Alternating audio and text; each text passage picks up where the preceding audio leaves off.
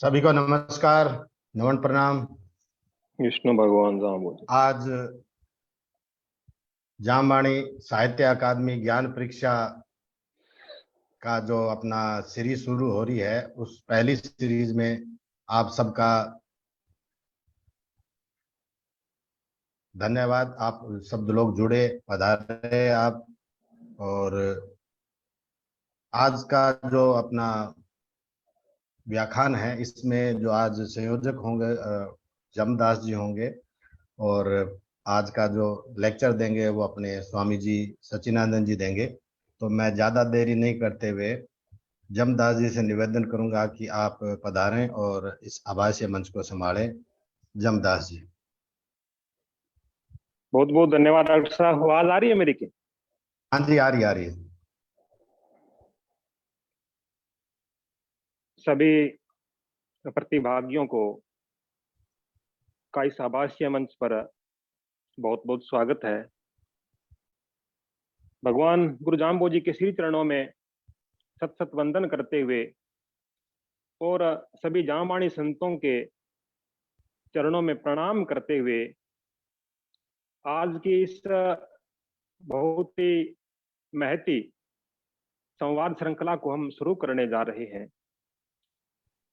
भगवान जाम्बोजी के शब्दवाणी और जामवाणी संतों के साहित्य, विश्नोई पंथ की विलक्षण परंपरा, बलिदानी परंपरा, मुक्ति जुक्ति की परंपरा के इतिहास को ध्यान में रखकर जो यह जामवाणी साहित्य ज्ञान परीक्षा जामवाणी साहित्य अकादमी द्वारा आयोजित की जा रही है 2022।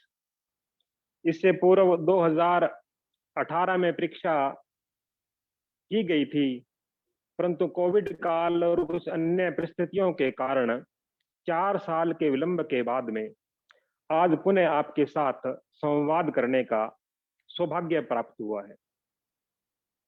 जामवाणी साहित्य ज्ञान परीक्षा की क्यों जरूरत पड़ी, इसके बारे में विस्तार से अगले 15 दिन में विभिन्न प्रकार के विषयों को लेकर के हमारे विद्वान वक्ता अपना उद्बोधन देंगे।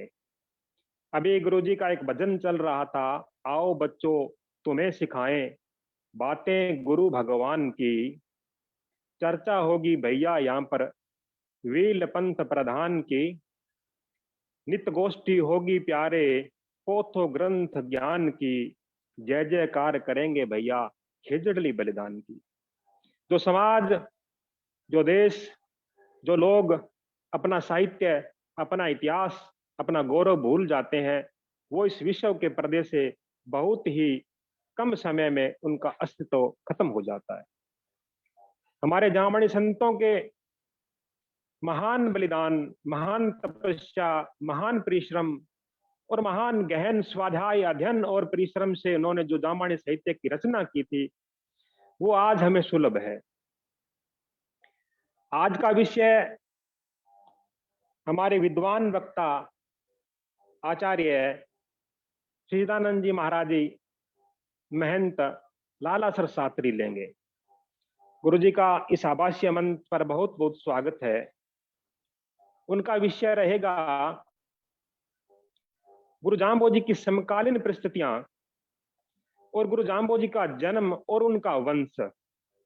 समकालीन परिस्थितियों का मतलब है उस समय कैसी सामाजिक परिस्थितियां थी, कैसी धार्मिक परिस्थितियां थी और कैसी समाज की आर्थिक परिस्थितियां थी। इसके अलावा अनेक और भी कारक उस समय थे और कैसा वातावरण बना या किस प्रकार कैसी जरूरत पड़ी कि भगवान को स्वयं इस धरती पर इस बागड़ देश में अवतार लेना पड़ा। बागड़ देश उसमें बहुत कठिन परिस्थितियों से गुजर रहा था। गुरु जाम्बोजी से पूर्व एक आध्यात्मिक संत कबीर दास जी ने बागड़ देश की जो तुलना या वर्णन अपनी साखी में किया है, वो बहुत रोचक और बागड़ देश की परिस्थितियों को बताने वाला है। कबीर दास जी कहते हैं बागड़ देश लूण का घर है, लूवण यानी वहां पर लुएं चलती है, गरम गरम लुएं चलती है। वहां मत जाइयो, वहां दाजन का डर है। वहां पर मत जाना, क्योंकि लुओं से तुम जल जाओगे और दाजेगी वो, बाद में दर्द करेगी, चमड़ी जला देगी आपकी। सब जग देखो कोई न धीरा, परत धुरी सिर कहत अबीरा। वहां पर किसी को धीरज नहीं है, सब धैर्य खो चुके हैं लोग।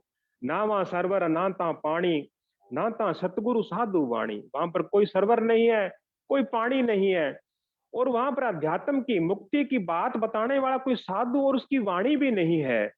ना वहां कोकिल ना वहां सुआ, ना वहां कोयल है ना वहां सुआ, यानी वहां पर कोई तोता भी नहीं है। ऊंचे चढ़ जड़ हंसा मुआ, और मानसरोवर से जो हंस आते हैं, अगर उस प्रदेश में वो गलती से उतर जाएं तो उनकी मृत्यु निश्चित है। इस प्रकार दुभर जीवन जीते हुए लोगों की परिस्थितियों को कबीरदास जी ने कहा, और हाथ खड़े करते हुए कहा कि उस प्रदेश में मत जाना। ऐसे प्रदेश में जो उपेक्षित था, किसी ने यहाँ आना स्वीकार नहीं किया था, तब भगवान स्वयं अवतार लेकर के इस देश में आते हैं और सम्रातल धोरे पर 51 साल तक ज्ञानोपदेश करते हैं। गुरु जाम्बो जी महाराज ने शब्द वाणी में एक शब्द में कहा है कि यहाँ पर मैं सम्रातल धोरे पर एक कंकेड़ी के नीचे बैठा हूं, यहाँ पर मेरे पास कोई बैठने के लिए आसन नहीं है, कोई मेरे पास बैठने के लिए यहाँ पर ओढ़ने के लिए वस्त्र नहीं है, पीने के लिए ठंडा पानी यहाँ पर उपलब्ध नहीं है, किसी प्रकार की सुविधा यहाँ पर नहीं है। इस गर्म प्रदेश में जहाँ पर इस प्रकार गर्मियों के अंदर अत्यधिक गर्मी पड़ती है और सर्दियों में अत्यधिक सर्दी पड़ती है, इनके बचाव का कोई यहाँ पर प्रबंध नहीं है। मैं बैकुंठ छोड़कर आया हूँ। भगवान 3 लोकों के स्वामी है और वैकुंठ अधिपति है। लक्ष्मी स्वयं ऐश्वर्य की जो देवी है, वह भगवान के चरण पलटती रहती है। उसको पूरे ऐश्वर्य को छोड़ करके भगवान सम्रातल पर 51 साल तक विराजमान रहे। किसके लिए विराजमान रहे? हमारे लिए विराजमान रहे। प्रहलाद को वचन दिया था भगवान ने कि 12 करोड़ जीवों के उद्धार के लिए मैं वहां पर उपस्थित होऊंगा, और भगवान आए और हम सबका जीवन तारण करने के लिए उन्होंने इन कठिन परिस्थितियों में अवतार लिया। वंदन है उन गुरुदेव को, सत सत वंदन है मेरे बाबा को। विलो जी महाराज ने बाबा कह करके गुरु जाम्बो जी महाराज को स्मरण किया है। उन बाबा के चरणों में नमन करते हुए हम आज की श्रृंखला को शुरू करते हैं।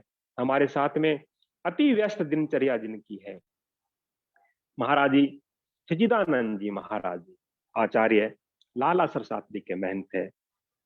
एक प्रोटोकॉल होता है कि कोई वक्ता हो उसका परिचय पूर्व में दिया जाता है। हालांकि आज जो महनीय वक्ता हमारे साथ में है, उनको उनके किसी परिचय की हमें आवश्यकता नहीं है। पूरा समाज उनको जानता है। राशीसर गांव में उनका जन्म हुआ था 20 मार्च 1992 को। और महाराज जी एक ऐसे ऐतिहासिक गांव में इनका जन्म हुआ था जहां पर आज हम जिस साहित्य की बात कर रहे हैं, उस साहित्य को संरक्षण करने वाला गांव था वो, उस साहित्य को लिखने वाला गांव था। तो वो गांव था राशीसर की गलियों में, ग्वाड़ में और राशीसर के घरों में घूमते घूमते परमानंद जी वनयाल ने इस साहित्य का संग्रह किया और लिपिबद्ध किया था। गुरु जाम्बो जी के हजूरी और प्रवृत्ति संतों, वीलो जी से लेकर के उनके पहले उदो जी, जो भी संत हुए थे, उन्होंने अपनी वाणी को लिपिबद्ध किया था। परंतु 20, 50, 100 साल के बाद में जिन कागजों पर, जिन पन्नों पर, जिन पेड़ के पत्तों पर उन्होंने उस साहित्य को लिखा था, वो जीर्ण शीर्ण हो जाते हैं। और कुछ जीर्ण शीर्ण हालात के उन्हें ग्रंथ मिले, कुछ लोगों के कंठस्थ की हुई बातें परमानंद जी वणियाल को मिली, और उन्होंने राशीसर गांव में बैठ करके एक महान ग्रंथ का वहां पर लेखन और लिपिबद्ध किया था। उस ग्रंथ को पोथो ग्रंथ ज्ञान कहते हैं। उसी ग्रंथ के आधार पर आज हमारे पास जामानी साहित्य उपलब्ध है, और हम सब लोग आपके साथ संवाद करने के लिए, अकादमी की परीक्षा आयोजित करने के लिए सक्षम हो पाए हैं। वो ग्रंथ जो परमानंद जी बनियाल ने लिखा था वो बाद में लालासर शास्त्री की संपत्ति बना और समाज का साहित्य इस प्रकार लालासर शास्त्री ने भी सुरक्षित रखा था। परमानंद जी बनियाल का जन्म आज से 329 साल पहले हुआ था। 330 साल लगभग पहले उनका जन्म राशीसर गांव में हुआ। और इतना महान ग्रंथ लिखने के बाद में उन संत महोदय ने कितना उपकार हमारे समाज पर किया था। और महाराज जी के ठीक 300 साल बाद में उसी गांव में एक और संत ने अवतार लिया था, आज से 30 वर्ष पूर्व, जो आज हमारे साथ संवाद करने के लिए उपस्थित है। इनका बचपन का नाम श्री चंद था। माताजी श्रीमती शांति देवी की कोख से इनका जन्म हुआ और पिताजी श्री मोहनलाल जी सिहाग इनके घर में इनका जन्म हुआ। 9 भाई बहनों में 7वें नंबर पर ये थे। बचपन से ही आध्यात्मिक प्रवृत्ति के थे। कहीं भी जम्मा जागरण में भगवान जाम्बो जी की साखी भजन इनको सुनाई दे जाता तो उस जागरण में जाकर के वो स्वयं भी सुनते और सुनाते भी थे। इस प्रकार बचपन में इस विलक्षण प्रतिभा संपन्न बालक को देख करके लालासर शास्त्री के महंत राजेंद्रानंद जी की नजर इन पर पड़ी और ये इनको लेकर के लालासर शास्त्री चले गए और वहां पर बचपन में ही इनको भेज दे दिया और पढ़ाने के लिए हरिद्वार भेज दिया। वहां से आचार्य की डिग्री प्राप्त करके ये वापस लालासर शास्त्री आए और अब ये अपना गुरुजी के बाद में लालासर शास्त्री के महंत पद पर विराजमान है और इनका अध्ययन अब भी चल रहा है। अब ये पीएचडी कर रहे हैं, जिसको डॉक्टर ऑफ फिलोसफी कहते हैं और हिंदी में विद्या वाचस्पति की डिग्री कहते हैं। बहुत बड़ी एक डिग्री होती है, वो स्वामी जी महाराज अब कर रहे हैं। विद्वता में इनका सानी नहीं है। जगह जगह जाकर कथाओं में जागरण के द्वारा धर्म का प्रचार कर रहे हैं। बहुत मीठी वाणी में अपने भजन साखियों के द्वारा श्रोताओं को निहाल करते हैं, अपने ज्ञान के द्वारा हमें उपकृत करते हैं।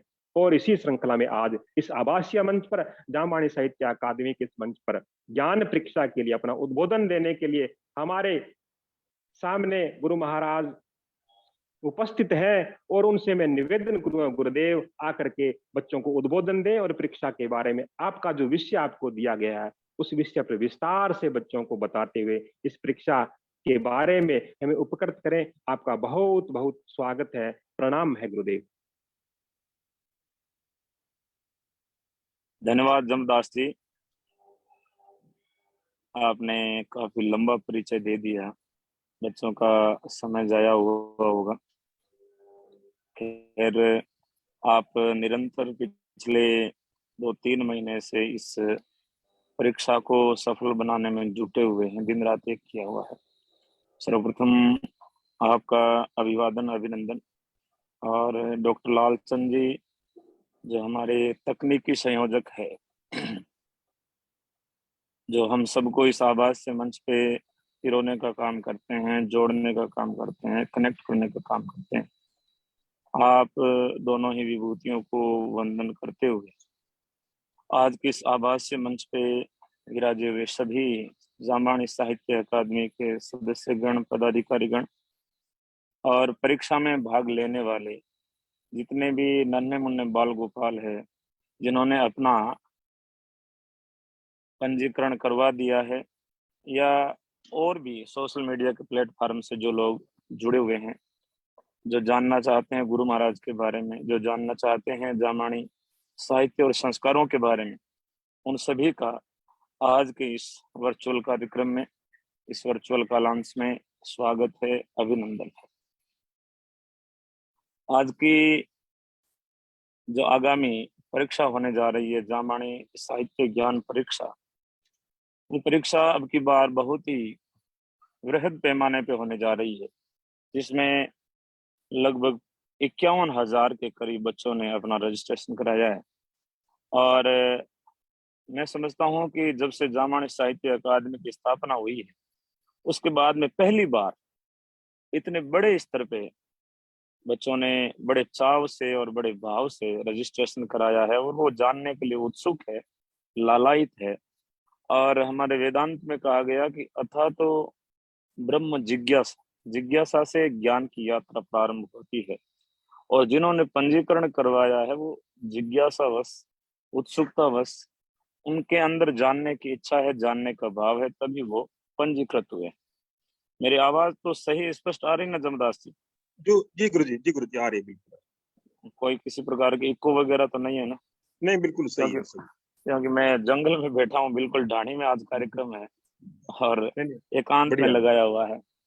तो आज का हमारा प्रथम पीरियड शुरू हो रहा है, जिसका विषय है समकालिक परिस्थितियां और गुरु जाम्बो जी का अवतार। जिस समय गुरु महाराज जाम्बो जी का अवतार हुआ, प्राकट्य हुआ, उस समय हमारे भारतवर्ष की, विशेष कर के इस पश्चिमी राजस्थान की जो राजनीतिक, सामाजिक, आर्थिक परिस्थितियां कैसी थी, लोगों का जनजीवन कैसा था, क्यों आवश्यकता पड़ी गुरु महाराज जाम्बो जी को अवतार लेने की, और अवतार किस विधि से हुआ, इन सब बातों पे आज हम अगले 40 मिनट के दौरान चर्चा करेंगे। और जितने परीक्षार्थी इसमें जुड़े हुए हैं उन सब से मेरा विशेष निवेदन रहेगा कि आप केवल सुने ही नहीं, जो बात आपको लगे कि ये मोस्ट है, इम्पोर्टेंट है और संभवतः जो आगामी क्लासें होने वाली है, इन क्लासों के अंदर से आपका प्रश्न पत्र तैयार होगा, इसी में से कुछ प्रश्न आएंगे। आपको जैसे लगे कि ये पॉइंट नोट करने लायक है तो उसको आप अपनी डायरी में नोट करें। हालांकि आपके पास में पुस्तक पहुंच चुकी होगी, लेकिन पुस्तक के इतर भी यदि कुछ विशेष बात रखें तो उसको लिख करके नोट करें, क्योंकि नोट की हुई जो बात है वो ज्यादा समय तक याद रह पाती है और आप उसको कंठस्थ करेंगे, हृदयस्थ रहेगी और आने वाले जीवन में भी आपके लिए बहुत बड़ा पाथेय बनेगी। तो जिस समय गुरु महाराज जाम्बो जी का प्राकट्य हुआ, 15वीं शताब्दी की बात है, भारतवर्ष एक बहुत बड़े परिवर्तन के दौर से गुजर रहा था, जिसमें तलवारों के बल पे, धन के बल पे किसी न किसी प्रकार से लोगों को उनका धर्म परिवर्तन करवाया जा रहा था, लोगों पे धार्मिक अत्याचार हो रहे थे, अनेक प्रकार की रूढ़ियां, अनेक प्रकार के पाखंड, अनेक प्रकार के अंधविश्वास चरम पे थे। और शिक्षा की जो शिक्षण पद्धतियां हैं वो भी कुछ विशेष नहीं थी, इसलिए लोग उच्च शिक्षा प्राप्त नहीं कर पाते थे। और जो एक रूढ़ियां पड़ी हुई थी, उन्हीं रूढ़ियों को जो है प्रश्न प्रश्न करते हुए लोग जीवन जी रहे थे। 15वीं सदी में मुगलों ने, विदेशी आक्रांताओं ने अनेक प्रकार से आक्रमण करके हिंदू धर्म को, सनातन धर्म को नुकसान पहुंचाया। सनातन धर्म की संस्कृति के जो अंग थे, जो चिन्ह थे, यहाँ पे मंदिर थे या कोई गुरुकुल थे या कॉलेज थे या शिक्षण संस्थान थे, जिनके माध्यम से संस्कृति का, सभ्यता का प्रचार प्रसार होता था, जिनके माध्यम से धर्म को और आगे बढ़ाया जाता था, उन सब को तोड़ने का कार्यक्रम मुगलों ने किया। और उस समय इस भारत भूमि में बहुत बड़े बड़े संतों का प्राकट्य हुआ, अवतार हुआ, जिनमें गुरु नानक देव, कबीर, रैदास और अपने गुरु जम्बेश्वर भगवान, जिन्होंने इस बागड़ के देश को संभाला। जमदास जी ने, जैसा कि पूर्व में बताया था, कि कबीर दास जी जैसे संतों ने इस बागड़ की भूमि को संभालने से मना कर दिया। उन्होंने कहा कि बागड़ देश दुवन का घर है, मत जाई जो दाझन का डर है, न ता हंसा, न ता सरवर, न ता कोकिल, न ता संत सतगुरु की वाणी। इस बागड़ भूमि को संभालने के लिए गुरु जाम्बो जी महाराज ने अवतार लिया। और विलोजी महाराज लिखते हैं कि बाबू सांबड़ जैसे बागड़ देश को मी पीताम्बर आवी। इस बागड़ भूमि को संभालने के लिए गुरु जम्बेश्वर भगवान ने इस बागड़ भूमि में अवतार लिया। तो हम चलते हैं 15वीं सदी में, जिस समय पश्चिमी राजस्थान का एक जिला है, तात्कालिक जिला जोधपुर था, और नागौर उस समय जिला नहीं था, ये एक छोटा सा परगना था जो जोधपुर के अंतर्गत ही आता था। और इसके बिल्कुल 40 किलोमीटर दूर एक छोटा सा गांव पड़ता है, पीपासर। पीपासर गांव में ठाकुर रावल जी पंवार विराजते हैं, और विक्रमादित्य, जिनके नाम से विक्रमी संवत चलता है, उनकी 40वीं पीढ़ी में ठाकुर रावल जी का जन्म हुआ और वो उन्हीं की वंश परंपरा में, पंवार वंश में उनका प्राकट्य हुआ है, जन्म हुआ है। उनकी धर्मपत्नी का नाम है राजादी देवी, यानी गुरु महाराज जाम्बो जी के दादाजी और दादी जी। दादाजी का नाम था रावल जी और दादी जी का नाम था राजादी देवी। दोनों ही बड़े सुशील, बड़े ही नीति युक्त जीवन जीने वाले और गांव के लोगों की सेवा करने वाले, सब लोगों का भला सोचने वाले, बड़े ही सदाशय पीपासर गांव में निवास करते थे।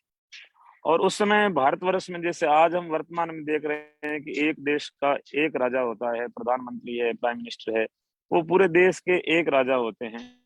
लेकिन उस समय भारत में छोटी छोटी अनेकों रियासतें हुआ करती थी, छोटे छोटे जिले होते थे, छोटे छोटे अलग अलग, जिनको देश की ही उपमा दी जाती थी, वो राजा होते थे। और वहां पे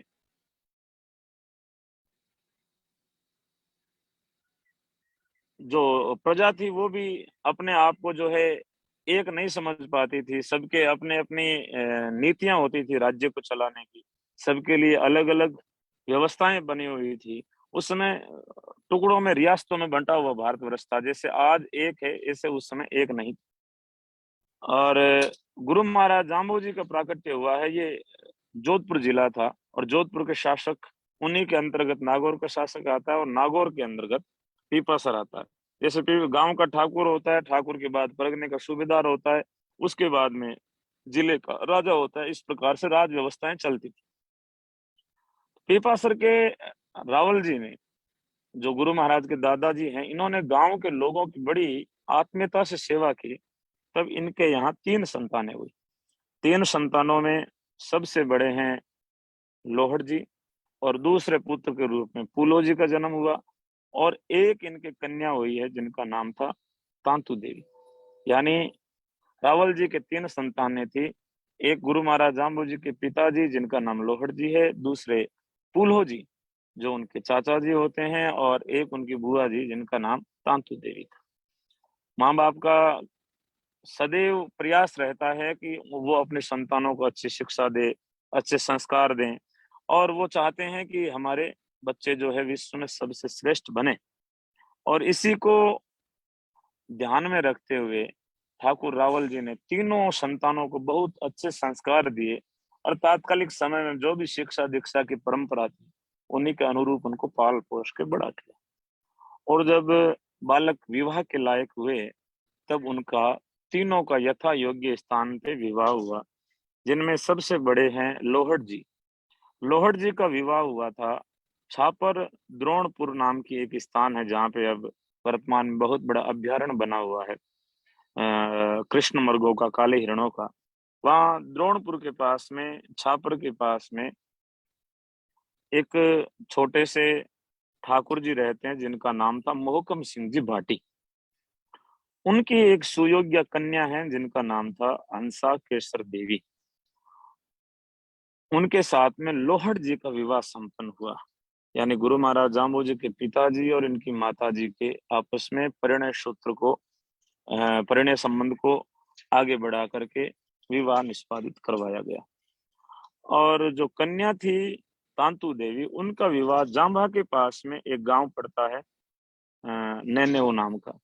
नैनेऊ के ईश्वरवाल गोत्र के मईपाल जी नाम के एक बहुत ही सुशील और शीलवान व्यक्ति थे, उनके साथ में माता तांतु, जो गुरु महाराज की बुआ जी होती हैं, उनका विवाह संपन्न हुआ। तीनों संतानों का विवाह करने के बाद में जब ठाकुर रावल जी ने सोचा कि अब माँ बाप का जो कर्तव्य होता है उसका हमने निर्वहन कर दिया है, अब संपत्ति है, उस संपत्ति का विधिवत बंटवारा कर दिया जाए। ठाकुर जी के पास में पीपासर की संपत्ति है और लाडनू के पास में भी उनकी कुछ पैतृक संपत्ति थी। लाडनू की संपत्ति पूलो जी को दी है और पीपासर का जो विरासत है वो सारी की सारी लोहड़ जी को सौंप दी है। और अपने संतानों को जीवन के पथ पे आगे बढ़ा करके उन्होंने अपने घर में ही वानप्रस्थ ले लिया, यानी घर में रहते हैं लेकिन घर के सब कार्यों से उन्होंने मोह त्याग दिया है। एकांत में रहते हैं, भजन करते हैं, लेकिन किसी भी प्रकार के कार्यों में वो इंटरफेयर नहीं करते हैं कि हम इनको सुझाव दें, मार्गदर्शन करें या रोके टोकें। एकांत में रहते हुए भजन करते हैं और उनकी मौजूदगी में ठाकुर लोहड़ जी ने पीपासर गांव का कार्य संभाला। पीपासर गांव में ठाकुर लोहड़ जी के आने के बाद में भी गांव का जो विकास कार्य है, गांव के लोगों का जो आपसी सौहार्द है, वो ठाकुर रावल जी से भी और अधिक तरीके से चलने लगा। गांव के लोग बड़ी भूरी भूरी प्रशंसा करते हैं ठाकुर जी की नीतियों की, कि इस प्रकार से इतने स्नेह से गांव के लोगों को आदर देते हैं। समय जब सुख का होता है तो बहुत जल्दी बीतता है और समय निरंतर निर्बाध गति से आगे बढ़ रहा है। एक समय आया जब ठाकुर जी रावल जी अति वृद्ध हो गए हैं। उनकी धर्मपत्नी राजादी देवी जो लोहड़ जी की माता जी होते हैं, वो भी वृद्ध हुए और उनका देहावसान हुआ। माता पिता के देहावसान होने के बाद में उनका अंतिम संस्कार किया विधिवत, और फिर जिम्मेदारियां बहुत और गहरी हो गई है, कंधों को और मजबूत करना पड़ा है। क्योंकि पहले माता पिता भले ही काम में किसी प्रकार की उनकी दखल अंदाजी ना होती हो, लेकिन फिर भी उनकी मौजूदगी से भी एक बहुत बड़ा सुकून होता था, एक बहुत बड़ा संबल होता था। लेकिन अब वो छोड़ के चले गए हैं तो उनके अब बिना भी ठाकुर लोहड़ जी ने बड़ा जो है संघर्ष करके, बड़े सौम्यता के साथ में, बड़े धैर्य के साथ में, शौर्य के साथ में गांव के लोगों की रक्षा की और गांव का शासन किया। 50 वर्ष से ऊपर की अवस्था ठाकुर लोहड़ जी की हो गई। गांव के सब लोग चिंता करने लगे कि कैसे होगा। और अब क्योंकि 50 वर्ष ऊपर अवस्था जाने के बाद में संतान प्राप्ति की जो संभावनाएं होती है वो बहुत कम होने लग जाती है। गांव के लोगों को इस बात की चिंता है कि अब जब ठाकुर जी वृद्ध हो रहे हैं तो पीछे इस राज को संभालने वाला अभी तक इनके घर में कोई बालक नहीं आया है, कोई किलकारी नहीं गूंजी। तो हमारा भविष्य, हमारे बच्चों का भविष्य, गांव का भविष्य किस प्रकार से सुरक्षित रहेगा, इस बात को लेकर के गांव गलियारों में बड़ी चर्चा और चिंतन होने लगा।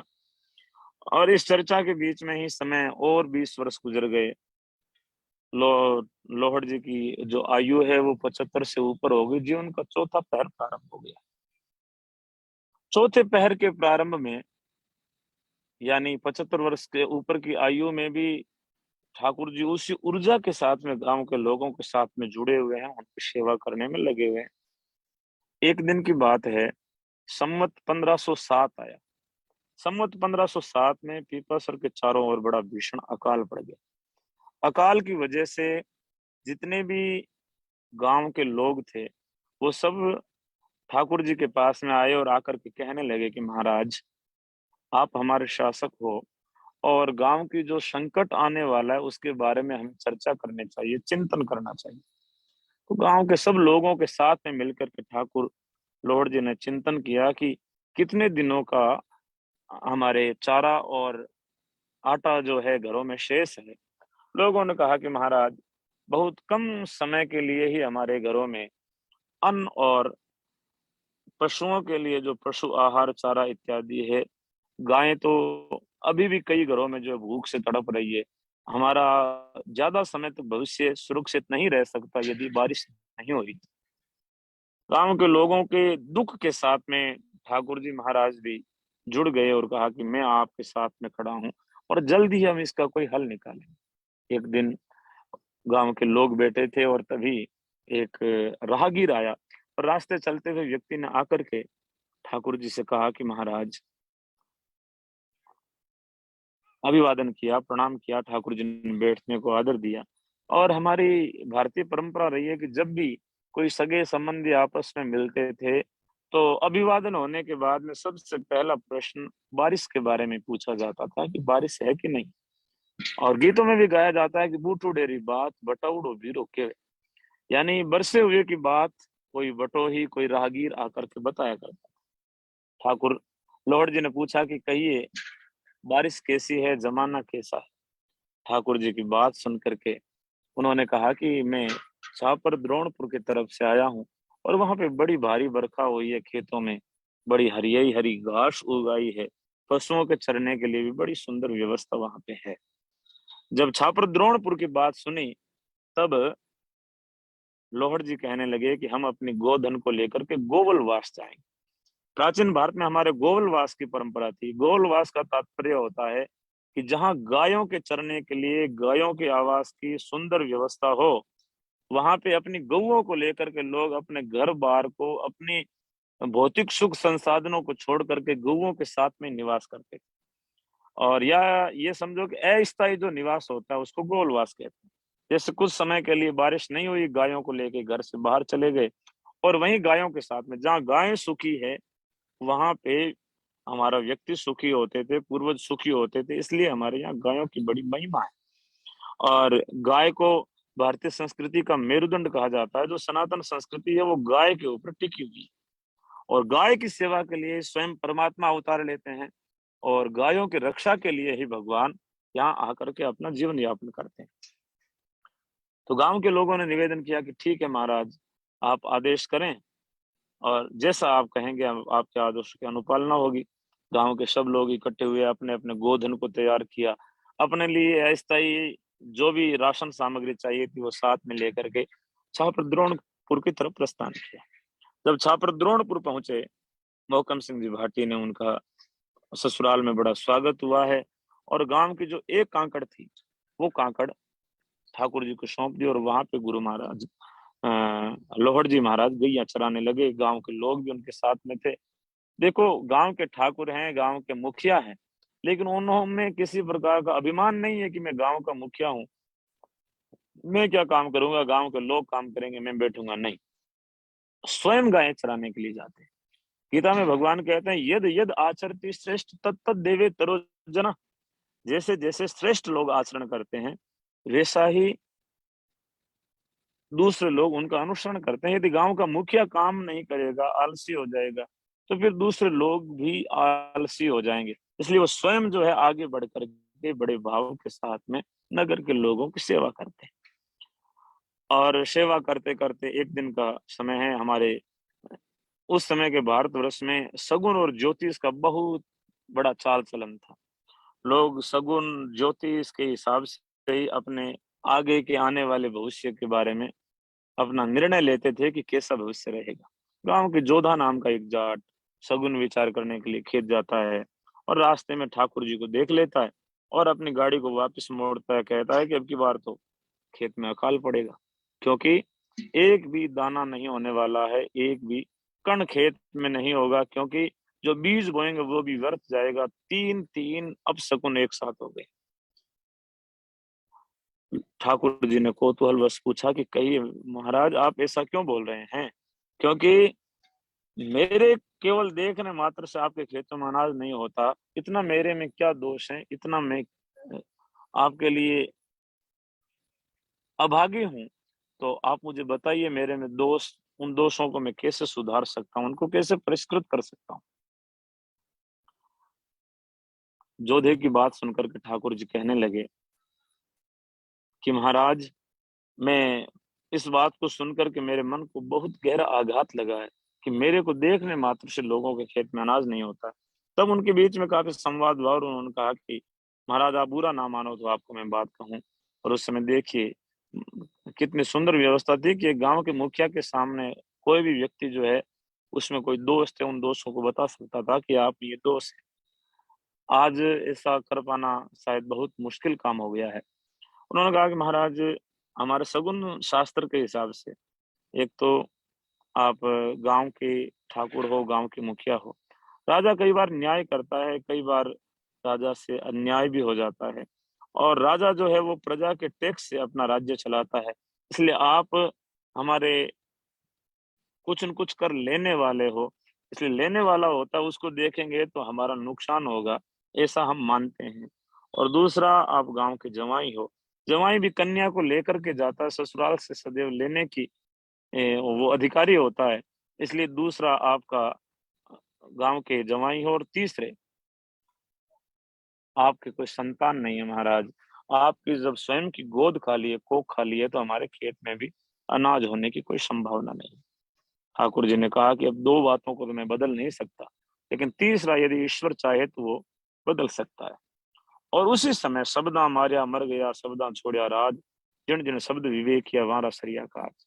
ठाकुर जी जंगल में जाते हैं और परमात्मा के आगे तपस्या करने के लिए अन्न जल त्याग करके बैठ जाते हैं। हमारे यहाँ अन्न शन की सत्याग्रह की परंपरा बहुत सृष्टि के आरंभ से ही रही।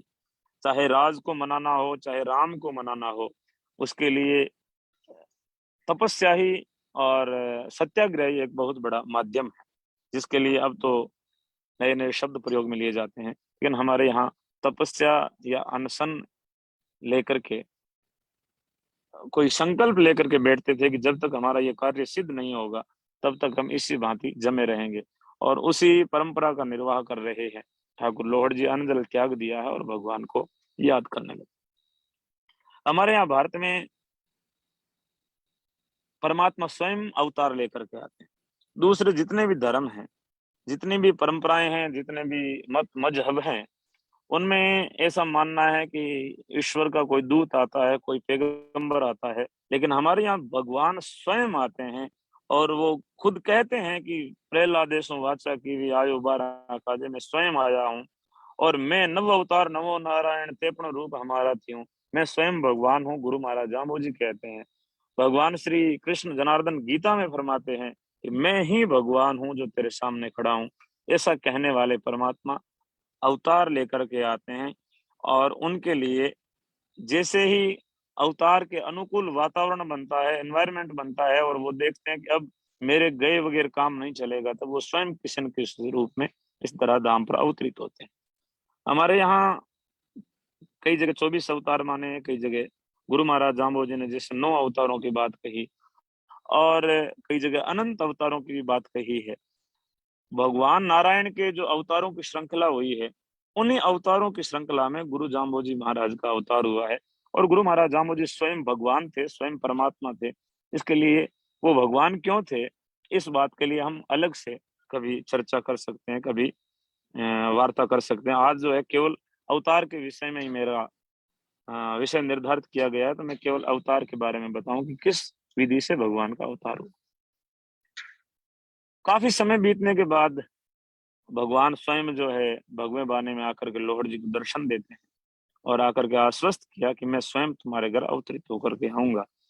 और भगवान ने जो संकेत दिया, एक बिन ब्याई बछड़ी के दूध हुआ, और बिन ब्याई बछड़ी का दूध लोहड़ जी ने पिया, अपने अनशन को तोड़ा। यानी सरकार के आगे जब हम धरना लगाते हैं तो सरकार का कोई प्रतिनिधि या कोई अधिकारी जो होता है, जो उस कार्य को देखने वाला होता है, वो प्रतिनिधि के रूप में आकर के अनशन तोड़वाता है, दूध जूस इत्यादि पिला करके। ऐसे ही भगवान के जो प्रतिनिधि है वो संत महापुरुष होते हैं, और स्वयं भगवान नारायण साधु के वेश में आकर के ठाकुर जी को बिन ब्याई बछड़ी का दूध पिला करके उनकी तपस्या को पूर्ण कराते हैं। इधर माँ हंसा के पास में आकर के संवाद किया, माता हंसा को भी आश्वस्त किया कि माँ अब तुम्हारा अंधेरा दूर होने वाला है, क्योंकि मैं स्वयं 9वें महीने अवतार लेकर के तुम्हारे घर आऊंगा। गुरु महाराज बाल रूप में आकर के दर्शन देते हैं, और जब से भगवान ने इस बात को अपने मुख से आश्वस्त किया है कि मैं स्वयं तुम्हारे घर अवतरित होकर के आऊंगा, तब से पीपा सर के ऊपर मानो बहुत बड़ी कृपा हो गई हो भगवान की। क्योंकि भगवान जब आते हैं तब संपूर्ण सृष्टि की जो सारी व्यवस्थाएं हैं, सारी इकाइयां हैं, वो सारी प्रसन्न हो जाती है, क्योंकि परमात्मा आ रहे हैं। आज कहीं पे देश का कोई प्रधानमंत्री आता है, कोई राष्ट्रपति आता है, या कोई भी बड़ा शासक आता है, तो वहां के प्रशासनिक जितनी भी इकाइयां होती है वो सब अपनी अपनी ड्यूटी पे मुस्तैद हो जाती है। ऐसे ही जब भगवान स्वयं आते हैं तो भगवान के आने से पहले ये सृष्टि अपना श्रृंगार करती है। इस धरती के जितने भी ये अलग अलग घटक हैं वो सारे के सारे प्रफुल्लित हो जाते हैं, क्योंकि भगवान स्वयं आने वाले। तब सबसे पहले बारिश हुई है खूब, बारिश होने से सब कुछ जो है सुधरना शुरू हो जाता है।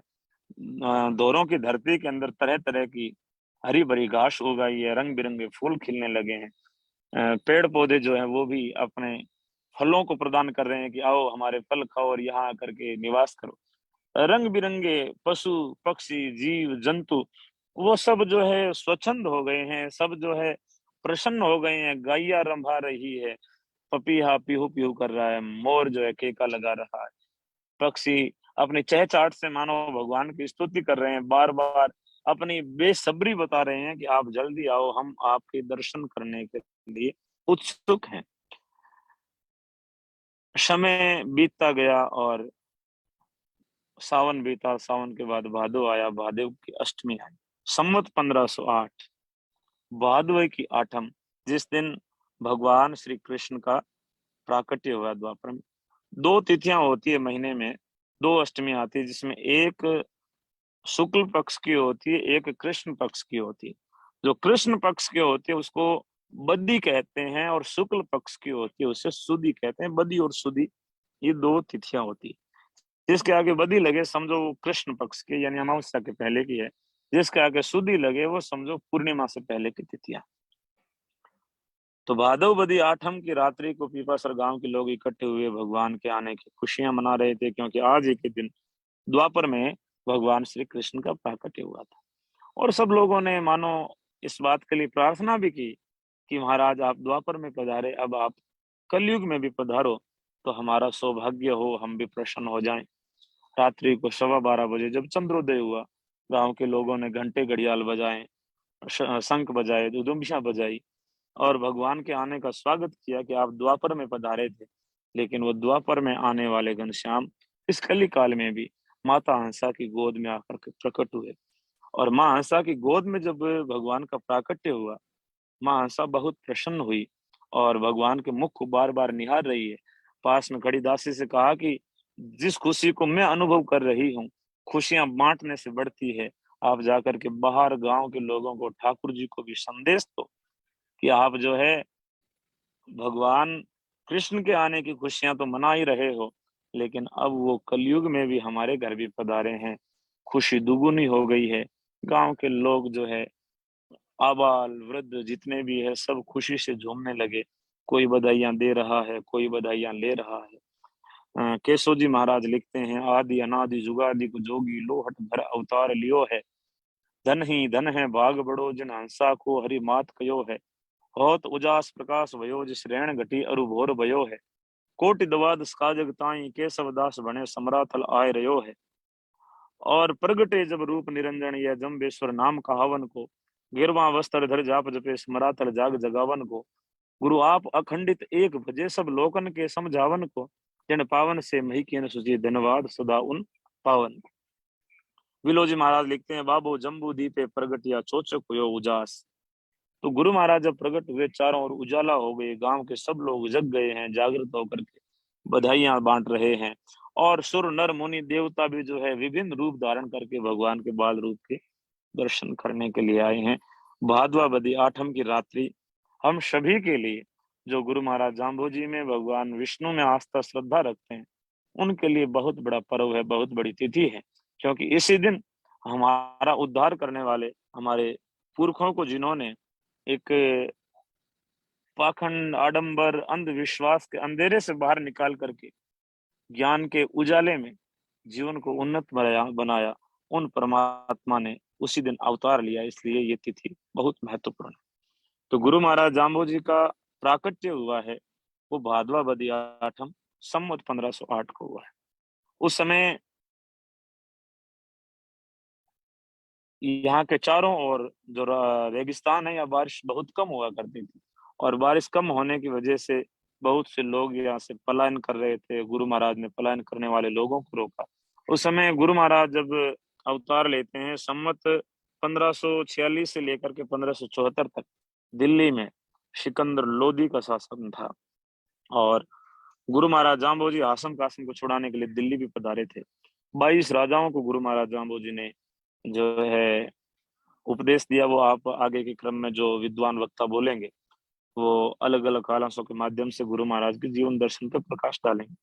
संक्षेप में यही कहना चाहूंगा कि संवत 1508 को गुरु महाराज का प्राकट्य हुआ। 7 वर्ष तक गुरु महाराज जाम्बो जी ने मौन धारण किया। 27 वर्षों तक गुरु महाराज ने गैया चराई है।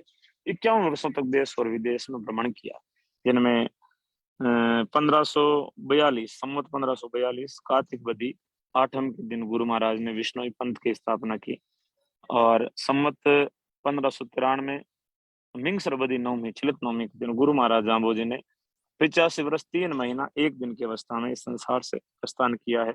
तो 3 तिथियां गुरु महाराज के जीवन की बहुत विशेष है। विश्नोई पंथ स्थापना दिवस, प्राकट्य दिवस और आखिर में निर्वाण दिवस। ये तीनों तिथियां आप सब विद्यार्थियों को, परीक्षार्थियों को याद हो, कंठस्थ हो। गुरु महाराज के 29 नियम हैं, उनको आप कंठस्थ करें। गुरु महाराज जाम्बोजी स्वयं परमात्मा थे, स्वयं विष्णु थे, इस बात में किसी भी प्रकार का संशय हमें नहीं होना चाहिए। और गुरु महाराज जाम्बोजी का प्राकट्य इस प्रकार से हुआ। अवतार की आप लोगों ने कथा सुनी। समकालिक परिस्थितियों में और यदि हम विचार करें, जो गुरु महाराज जाम्बोजी कहते हैं, खरड़ो डीजे, तुम्बा जीमीजे, सुरे दुहीजे, कृत खेत की सिंह मलीजे। लोग जो है खरड़ बाकला ऊनी वस्त्र ओढ़ करके, और जो पशु होते थे, इनकी बालों के तरह तरह के कपड़े बना करके उन्हीं को ओढ़ करके, उन्हीं को पहन करके, क्योंकि यहाँ रुई नहीं होती थी, नरमा कपास नहीं होता था, कपड़े का बड़ा अभाव था।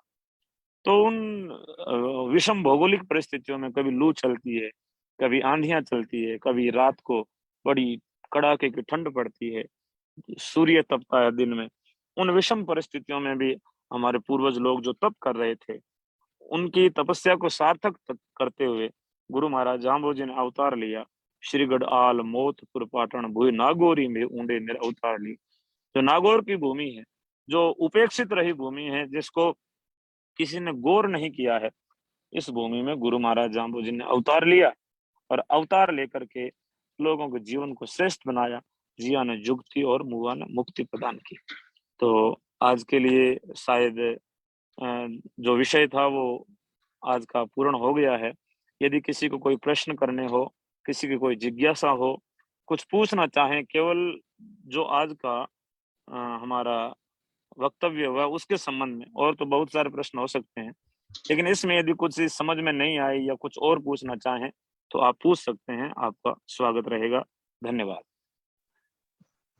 बहुत बहुत धन्यवाद गुरुजी, आपने बहुत विस्तार से अपना वक्तव्य दिया है और आशा ही नहीं विश्वास है कि बच्चों को इससे बहुत लाभ हुआ होगा और उन्होंने आपके बताए हुए पॉइंटों को नोट भी किया हुआ।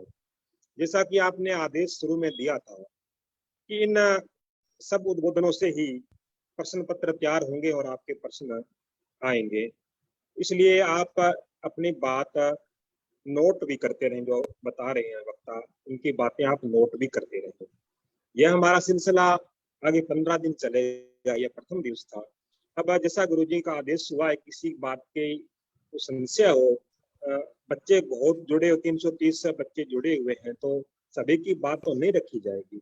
मैं डॉक्टर साहब से निवेदन करता हूं कि कोई बच्चा हैंड राइज कर रहा है तो किसी की कोई महत्वपूर्ण बात है तो कृपया उसका माइक आप परमिशन दें उसको बोलने के लिए। कमेंट में भी कोई लिख करके पूछ सकता है। ठीक, जमदास जी मैं आपको बुलाता हूँ। देखो जी जी। हाँ, नेहा बिश्नोई बेटा, आपने माइक हैंड रेज कर रखा है। नेहा बिश्नोई, आप अपना माइक ऑन कीजिए। हेलो। हाँ बेटा बोलिए, पूछिए गुरुजी से क्वेश्चन पूछिए। जी प्रणाम गुरुजी। प्रणाम बहन जी, बताइए कैसे। गुरुजी, आपने कहा था कि जहाँ वे दोरणपुर गोवलवास के लिए जाते हैं लोहट जी, तो वहाँ आपने कांकड़ शब्द का प्रयोग किया है, तो उसका अर्थ क्या होता है? कांकड़ का मतलब गांव की सीमाएं। गांव के जैसे हर जिले की सीमा होती है, हर राज्य की सीमा होती है, ऐसे ही जो गांव होता है उसकी सीमा होती है। उस सीमा को उस गांव की कांकड़ बोलते हैं, देसी हमारी राजस्थान की भाषा में। ठीक, धन्यवाद गुरुजी। बहुत बहुत धन्यवाद। और यदि किसी बच्चे का कोई प्रश्न हो।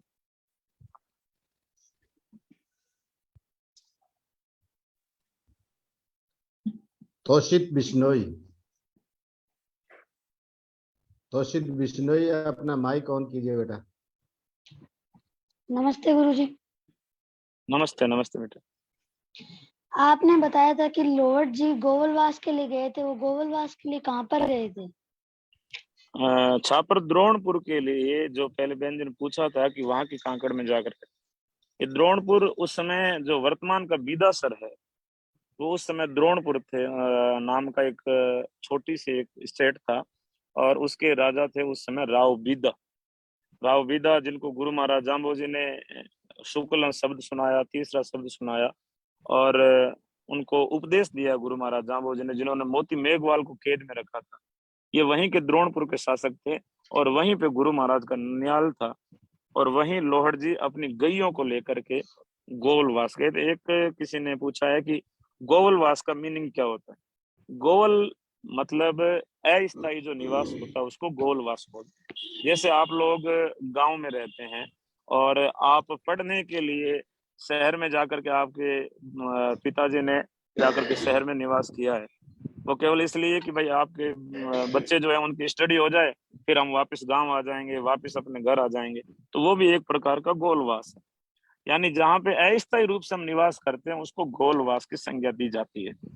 तो ठाकुर लॉर्ड जी का जैसे गांव तो था पीपासर, लेकिन अपनी गायों को चराने के लिए वो छापर द्रोणपुर गए, तो वो उनका गोलवास कहलाया। धन्यवाद। धन्यवाद गुरुजी। जी।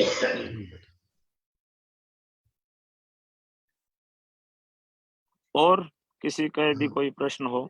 Next Vishesh Bishnoi, mic on कीजिए बेटा। प्रणाम गुरुजी। जाम्बोजन विष्णु। गुरुजी, आपने लॉर्ड जी और तंतु देवी का विवाह बताया, पर फूलो जी का विवाह किसके साथ हुआ था? फूलो जी के विवाह का मेरे ध्यान में साहित्य में कहीं जगह आया नहीं। यदि जमदास जी को ध्यान में होगा तो वो अवश्य बता सकते हैं।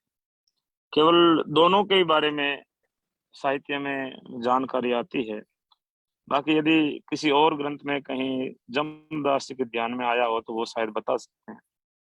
जमदास जी कहीं ध्यान में आया आपके? नहीं गुरुजी, ऐसा कहीं नहीं है। फूलो जी का कहाँ शादी हुई थी और कहाँ उनका ये पूलो जी इसमें रहते वहां थे, और पूलो जी को गुरु महाराज ने स्वर्ग दिखाया था, पर्चा दिखाया था, और पूलो जी सबसे पहले विष्णु ही मिले थे।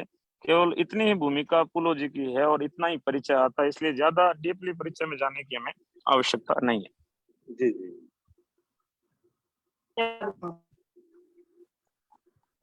अखिलेश एक बार खिलेरी, अखिलेश खिलेरी बेटा माइक ऑन करो।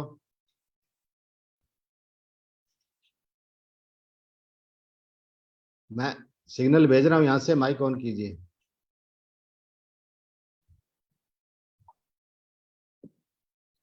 शिवम सारण, शिवम सारण। प्रणाम गुरुजी। प्रणाम प्रणाम भैया।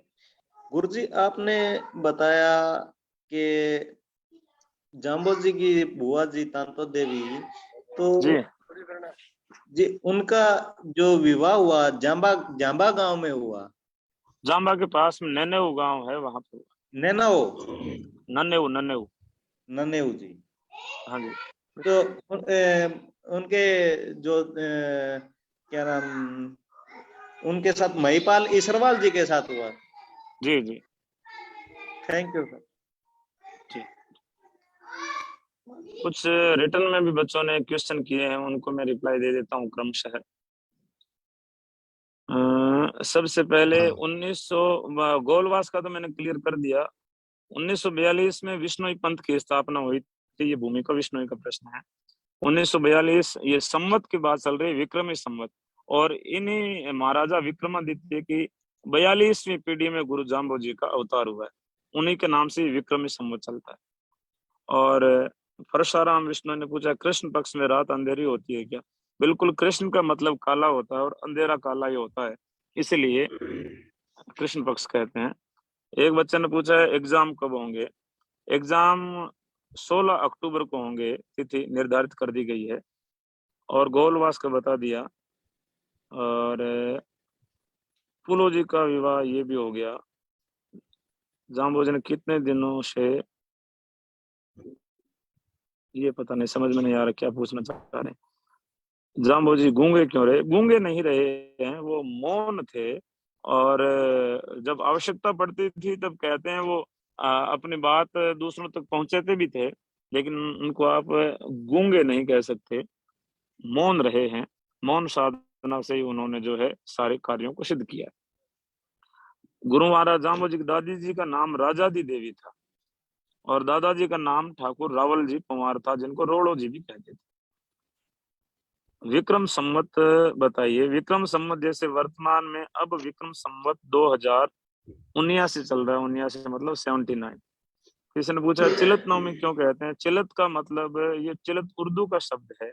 चिलत का मतलब होता अभाव, कमी, या किसी के जाने के वियोग में वियोग होता है, उसको जो है चिलत कहते हैं। और गुरु महाराज जामो जी उस दिन गए थे, इसलिए वो चिलत नवमी हो गई। आए थे इसलिए जन्माष्टमी हो गई। तो नवमी तिथि है और चिलत उनके अभाव का नाम है। और वैसे सीधी मारवाड़ी में चलत का मतलब होता है चले जाना भी होता है। उस दिन गए हैं गुरु महाराज, अंतर्ध्यान हुए हैं, तो वो चिलत नवमी। और यदि कोई बच्चा फॉर्म भरने से पीछे रह गया तो क्या वह परीक्षा दे सकता है? जो बच्चे फॉर्म भरने से पीछे रह गए वो अगले साल फॉर्म भर सकते हैं, क्योंकि ये हर वर्ष परीक्षा होगी। और फॉर्म भरने के लिए तिथि तय थी और बहुत बड़े स्तर पे इसका प्रचार प्रसार भी हुआ था। यदि आप पीछे रह गए हैं तो अगले साल अवश्य आप फॉर्म भरें। मोती मेघवाल के विषय में जब आगे आपकी क्लास लेने वाले महापुरुष आएंगे, वो अवश्य इस कथा को विस्तार से बताएंगे। इन्होंने विष्णुइयों से, विष्णुई धर्म की जो आचार संहिता थी उसको अपनाया था और उसी से खिन्न होकर के राव वीदा ने उनको जेल में डाल दिया था और गुरु महाराज से छुड़ाने गए थे। और दादी का नाम बता दिया है। गुरु जी का जन्म कैसे हुआ? जी, माता को कोई संतान नहीं थी, वरदान से। ये पूरी मैंने कथा बताई है, आप इसको बेक करके सुन सकते हैं, शायद आपने अभी जुड़े हो। कांतु देवी का विवाह किसके साथ हुआ? महीपाल जी के साथ में हुआ। रावल जी और रोलो जी एक ही हैं, दोनों में कोई अंतर नहीं है। मारवाड़ी में रोलो जी कह देते हैं और हिंदी में रावल जी। गुरुदेव ने समाधि कब ली? गुरुदेव जाम्बो जी की समाधि सम्मत 1593 मिंग सरबदी नवमी को उन्होंने शरीर का परित्याग किया था, लाला सरसात। दादाजी का नाम था ठाकुर रावल जी, बता दिया है। फॉर्म कैसे मिलेगा? फॉर्म भरे जा चुके हैं, अब आप केवल सुन करके अपने ज्ञान का वर्धन कर सकते हैं, लेकिन परीक्षा में जिन्होंने फॉर्म भरा केवल वही बैठे। ये आदित्य खिलेरी ये पूछ रहे हैं जजिया कर क्या होता है? ये शायद पुस्तक में डॉक्टर बनवारी लाल जी ने जिक्र किया है। जजिया कर उस समय मुगलों का, मुसलमानों का राज था और उन्होंने अत्याचार और शोषण के लिए जजिया नाम का एक कर लगाया हुआ था, जिसमें महिलाओं पर अत्याचार होते थे। तो ये बहुत एक बुरी परंपरा थी और बहुत बड़ा अत्याचार था तात्कालिक शासकों के द्वारा। तो उसके विषय में ये जजिया कर होता है। उसको अधिक विस्तार से हम नहीं देते हुए केवल संक्षेप में यही सोच समझें कि ये महिलाओं के ऊपर शोषण करने का होता था। गुरुजी जाम्बो जी कितने साल बाद हुए? इनका प्रश्न स्पष्ट नहीं है। फॉर्म बंद हो गए हैं सम्मत 1542। 3 तिथियों का एक बार बोलिए। 3 तिथि में सबसे पहली है जन्माष्टमी, भादवा बदी आठम, सम्मत 1508। विष्णुई पंथ स्थापना तिथि है सम्मत 1542, कार्तिक बदी आठम। और निर्वाण तिथि है सम्मत 1593, मिंगसर बदी नवमी। 93 और 42 में क्या हुआ था ये मैंने बता दिया अब ऊपर। सर जी, लोहड़ जी ने कितने दिनों तक तपस्या की? इसका कोई वैसे प्रमाण नहीं है कि एग्जैक्ट कितने दिनों तक की है। दादाजी का क्या नाम था? मॉडर्न कैलेंडर के हिसाब से कौन सा वर्ष हुआ? जन्म विक्रमी संवत में से यदि हम 57 निकालते हैं तो 1451 होता है और सन 1451 में गुरु महाराज जाम्बो जी का प्राकट्य हुआ है। जो सन चल रहा है सन के हिसाब से 1451 था और सम्मत 1508। जाम्बो जी ने 27 वर्ष तक गोवें चराई है, ओम प्रकाश जी गोदारा ने पूछा है। और बहुत सारे प्रश्न आए हुए हैं जिनमें 51 ईयर तक गुरु जी ने क्या किया? सुकृत विष्णु ही पूछ रहे हैं। 51 वर्षों तक गुरु महाराज जाम्बो जी ने ब्राह्मण करके मौन और गूगल, ये इनका प्रश्न स्पष्ट नहीं है। विक्रम समुद्र कौन सा अधिक होता है? दादाजी के नाम पर पक्ष गुरुजी किताब, जिनकी किताबें नहीं पहुंची है वो अपने सेंटर के जो प्रभारी हैं उनसे बात करें। गुरु जाम्बो जी की मृत्यु कब हुई है, अभी विष्णोई कोई पूछ रहे हैं। जब महापुरुषों के और भगवान के विषय में बात होती है तो उनकी मृत्यु नहीं होती है कभी भी, वो अंतर ध्यान होते हैं, वो अपनी यात्रा पूर्ण करके फिर जो है प्रस्थान कर जाते हैं। इसलिए मृत्यु शब्द लौकिक जो जीव होते हैं उनके लिए प्रयोग किया जाता है। इसलिए गुरु महाराज जाम्बो जी का निर्वाण हुआ था और वो संवत 1593 में हुआ था।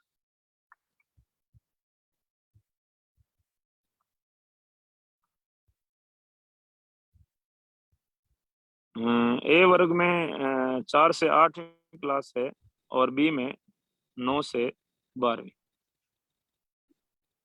जाम्बो तालाब का निर्माण संवत 1566 में हुआ था। युवा सम्मेलन आगे लालासर 7वीं में होगा, जो फागुन मेले पे होगा, नया विष्णु पूछ रही है।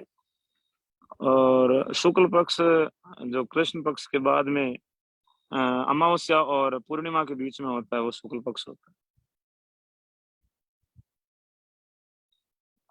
और भी बहुत सारे प्रश्न आए हुए हैं।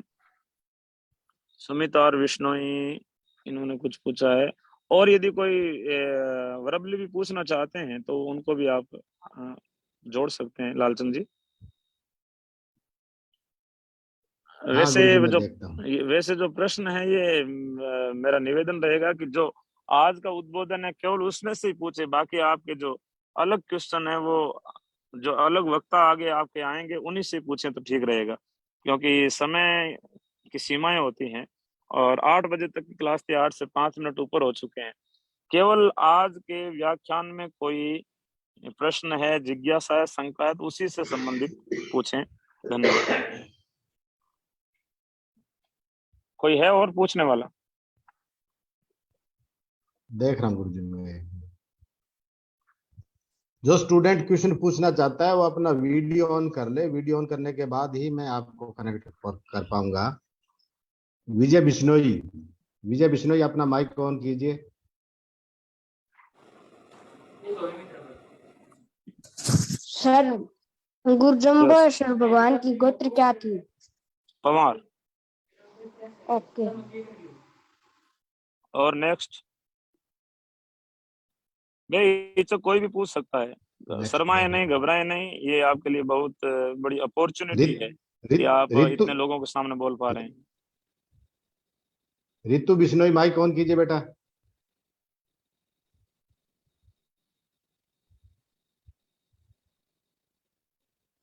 मैं यहाँ से आपको सिग्नल भेज रहा हूँ माइक ऑन करने का, माइक ऑन कीजिए।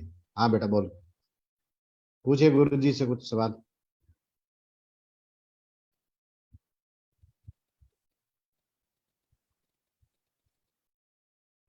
हाँ रितु बिश्नोई माइक ऑन करो बेटा। प्रणाम गुरुजी। 5 मिनट का। हाँ बहन जी बोलिए, कैसे हो? इसमें इस दे रखे हंसा देवी मोहकम सिंह के क्या लगते थे? बेटी थी जी, उनकी पुत्री थी। गुरु महाराज के नाना जी का नाम है मोहकम सिंह जी बाटी। धन्यवाद गुरुजी। ओके, बहुत अच्छा आपने प्रश्न पूछा। और हाँ कोई बेटा, पूछना चाहे तो पूछ सकते। माइक बंद कर लो।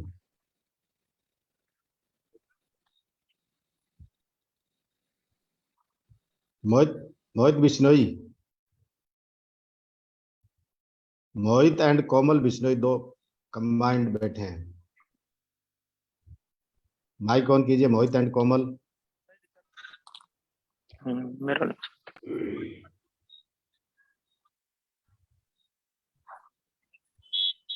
मोहित एंड कोमल, हाँ माइक ऑन हो गया, पूछिए क्वेश्चन।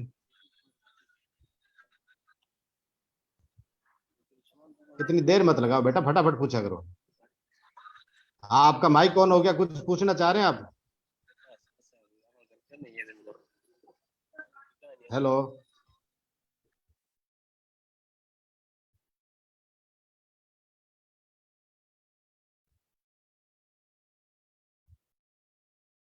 फर्स्ट।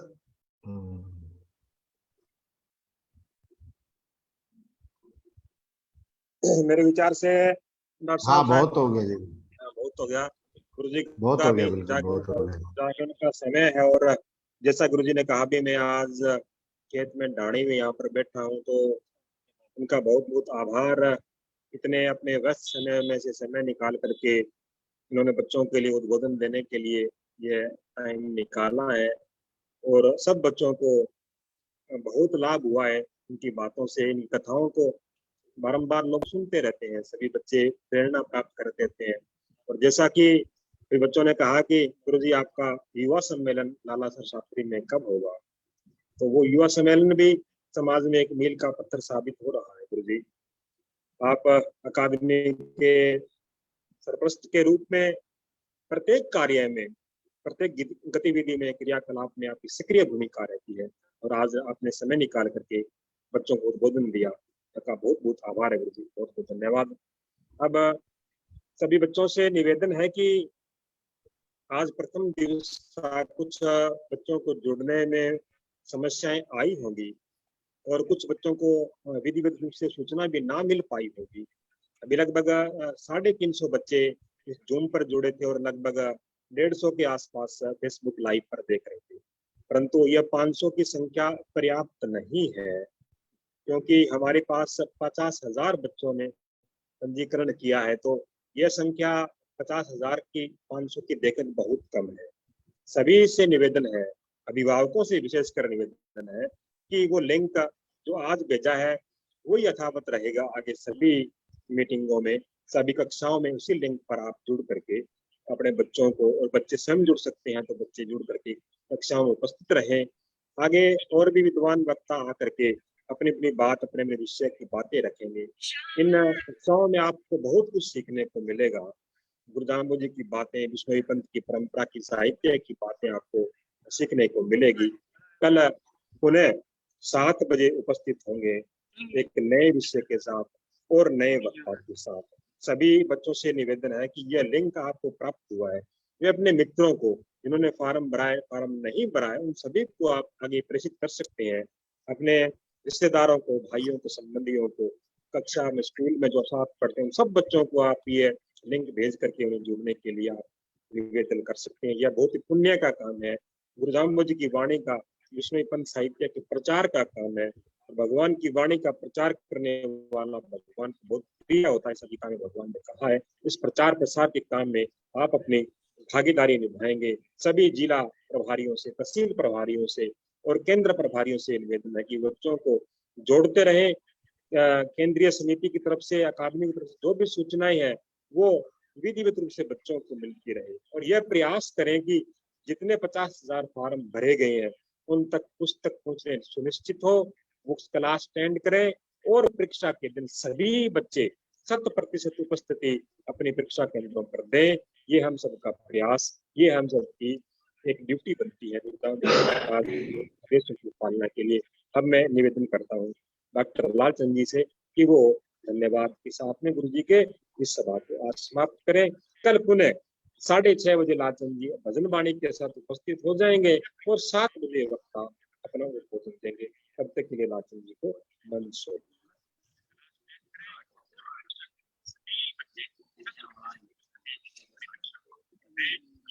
डॉक्टर साहब। धन्यवाद जमदास जी। आज का पहले दिन का प्रोग्राम था। गुरुजी काफी व्यस्त समय होने के बावजूद भी आज पधारे, और आज गुरुजी ने जाम्बो जी के अवतार दिवस के बारे में, अवतार के बारे में पूरा डिटेल समझाया, और उसके लिए गुरुजी को बहुत बहुत धन्यवाद। और जमदास जी तो हमारे धन्यवाद के पात्र हैं ही कि वो लगातार पिछले 2 महीनों से लगे हुए हैं, और आगे भी जब तक परीक्षा खत्म नहीं होगी, रिजल्ट नहीं आएगी, तब तक लगे रहेंगे। जमदास जी को भी बहुत बहुत धन्यवाद। और सभी जो बच्चे जुड़े हैं, अभिभावक जुड़े हैं, उनको भी धन्यवाद कि आगे जुड़ते रहें, और परीक्षा के बारे में जो है ये सारी चीजें जो आप देखते रहें। और आपको जो जूम का एक लिंक भेजा, मैं अभी देख रहा हूँ कि काफियों के माइक ऑन नहीं है। आपको जो जूम का लिंक भेजा है उसके अंदर लास्ट में एक इंस्ट्रक्शन दी हुई है कि माइक कैसे ऑन करना है, तो कृपया वो यूज करके माइक ऑन कीजिए। और कल शाम को 7 बजे इसी प्रोग्राम पे हम फिर जुड़ेंगे, इसलिए आप सबको बहुत बहुत धन्यवाद। धन्यवाद आप सबका।